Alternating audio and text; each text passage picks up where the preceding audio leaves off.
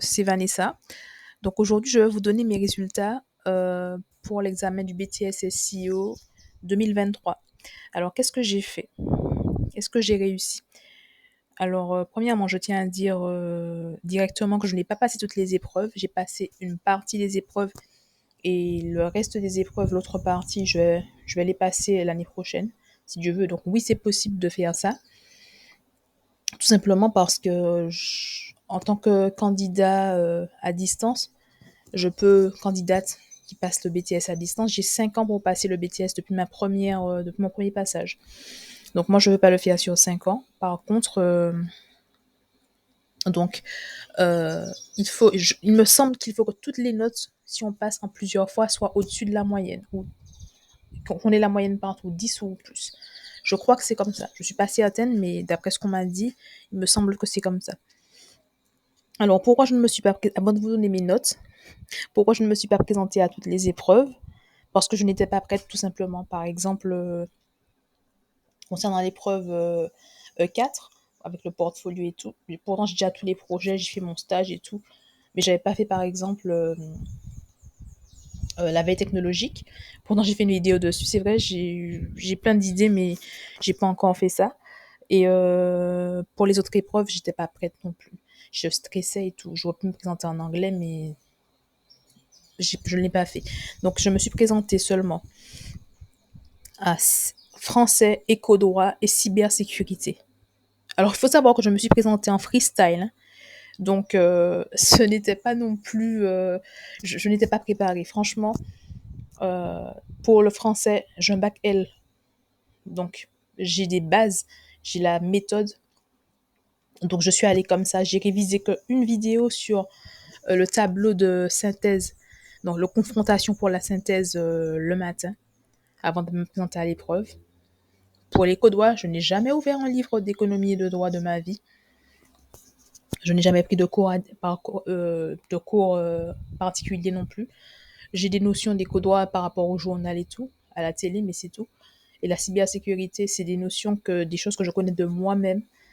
Et en fait, je me suis présentée en freestyle, je vais vous le dire franchement. Alors, je vais vous dire pour chaque matière dans l'ordre dans lequel, dans lequel j'ai passé les épreuves et la note que je pensais avoir et la note que j'ai eue. Et voilà. Et je vais vous dire après ce qu'un prof m'a dit concernant la cybersécurité et mon ressenti. En fait, c'est ça. Donc, j'ai passé d'abord cybersécurité. Donc, je m'attendais à avoir 12 sur 20.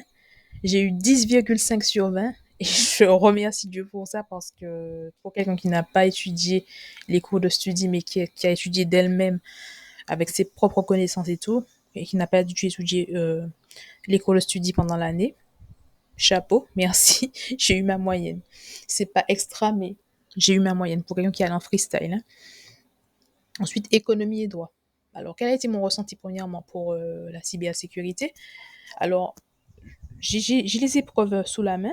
Je suis partie avec. Je ne sais pas si j'ai le droit de vous les donner. Je vais demander d'abord au rectorat de Guadeloupe parce que c'est eux qui gèrent euh, le BTS SEO pour la Martinique et la Guadeloupe.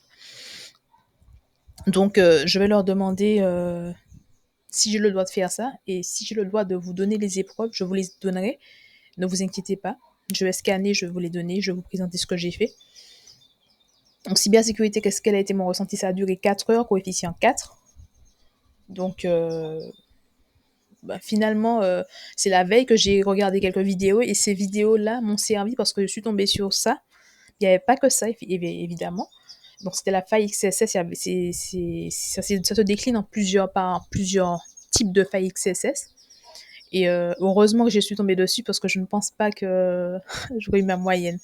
Ça... Et dans cette épreuve, il y a aussi, comment dire, euh, dans cette épreuve, vous avez aussi des requêtes SQL. Donc, concernant les requêtes SQL, on vous donne des exemples, mais je ne pense pas que ce sont des requêtes qu'on a appris pendant l'année, parce que c'est des trucs qui sont un peu plus adaptés, poussés. Enfin, je ne sais pas trop, hein, mais je n'ai jamais vu ce genre de requêtes. Et il y avait cette partie, il y avait la faille XSS, la faille CSRF, donc des jetons, Et il y avait d'autres choses encore. Bon, je vais vous en parler plus en détail dans une autre vidéo dédiée à chaque épreuve. Si j'ai le droit encore de vous montrer les épreuves, de vous les donner. Alors, deuxièmement, j'ai passé l'économie et le droit, 4 heures, coefficient 3. Alors, est-ce que ça c'était difficile ou plutôt facile? Je ne peux pas vous dire si c'était difficile ou plutôt facile. C'est la première fois que je passe un examen d'économie et de droit. Par contre, ce que je constate, c'est que je suis sortie, j'ai terminé 1h15 avant la fin, alors que tout le monde avait la tête baissée, je ne comprenais pas. Quand je me suis dit un problème, c'est un problème, mais j'avais plus rien à dire. Donc, j'ai pris 5 minutes pour lire et après, à 1h10 avant, je suis sortie, j'ai remis la copie, tout le monde me regarde. J'ai eu 10, merci Seigneur. Français, je m'attendais à avoir 10, effectivement. Français, je m'attendais à avoir un 17. J'ai eu 18 sur 20. Ça a été ma plus grosse note parmi ces 3 épreuves. Donc, je vais quand même vous dire pour le français ce qu'on nous a donné pour la partie pour la partie écriture personnelle. Donc, la question c'était, selon vous, la maison est-elle toujours un refuge?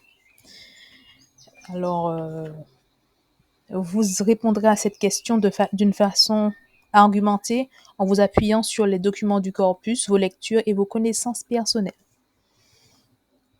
Donc c'est ça. Donc si vous voulez vous entraîner déjà avec le thème dans ma maison, je pensais que c'était invitation au voyage. C'était pas ça. Donc je suis arrivée, j'étais un peu j'étais un peu étonnée. Donc voilà. En fait, voilà mes notes. Donc 10 en cybersécurité, 10 en éco-droit et 18 en français. Et français aussi, j'ai terminé, je crois, 1h10. J'ai terminé bien avant, en tout cas. Je sais pas combien de temps avant. Je sais pas combien de temps avant, mais j'ai terminé bien avant. Donc, en sortant de l'épreuve, et je parle avec un prof du lycée dans lequel j'ai passé mes épreuves. Un prof qui est prof d'informatique dans le BTS SEO. Et il me dit comment ça s'est passé, puisque je leur pose certaines questions par rapport à l'épreuve qu'on passe à distance. Et il me dit comment ça s'est passé. Je lui dis, je pense que ça peut le faire.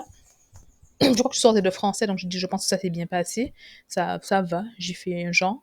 Et il m'a dit que la cybersécurité, tout en parlant que c'est difficile, que en fait, compte, il n'y a pas beaucoup de personnes qui arrivent en cybersécurité, que ce soit en BTS ou dans d'autres diplômes. C'est une matière qui est difficile. Donc moi, s'il dit ça, c'est que c'est vrai. Hein. Donc moi, qu'est-ce que j'en pense? Donc c'est quelque chose qui m'intéresse, la cybersécurité. Ça m'a toujours intéressé. C'est pour ça que j'apprends l'informatique. Je ne vais pas vous mentir. J'apprends l'informatique dans un état d'esprit de hacker.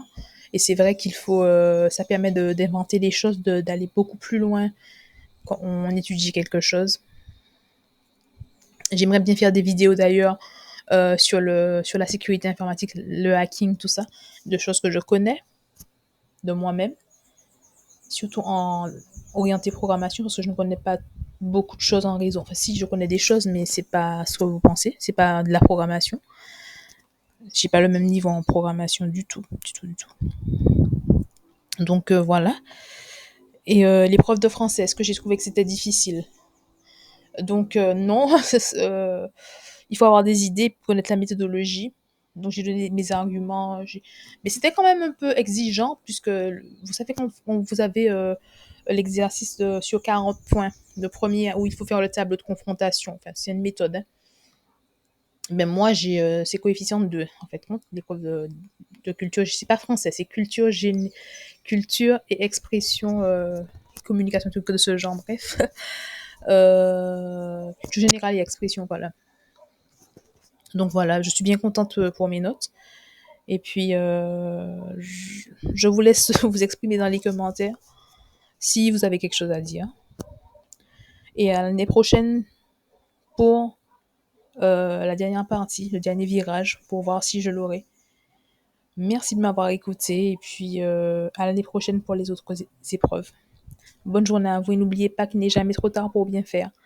Allez, bye bye.